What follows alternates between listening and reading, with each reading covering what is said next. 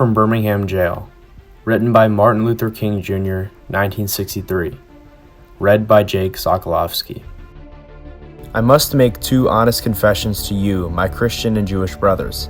First, I must confess that over the last few years, I have been gravely disappointed with the white moderate.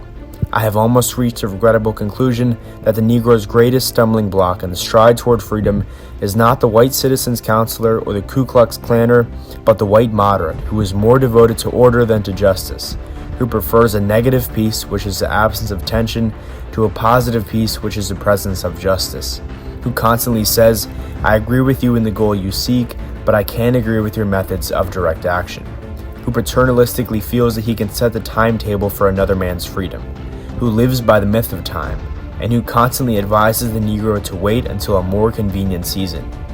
Shallow understanding from people of goodwill is more frustrating than absolute misunderstanding from people of ill will. Lukewarm acceptance is much more bewildering than outright rejection. In your statement, you asserted that our actions, even though peaceful, must be condemned because they precipitate violence. But can this assertion be logically made? Isn't this like condemning the robbed man because his possession of money precipitated the evil act of robbery?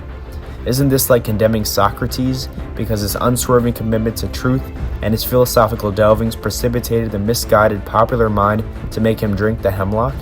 Isn't this like condemning Jesus because his unique God consciousness and never ceasing devotion to his will precipitated the evil acts of crucifixion?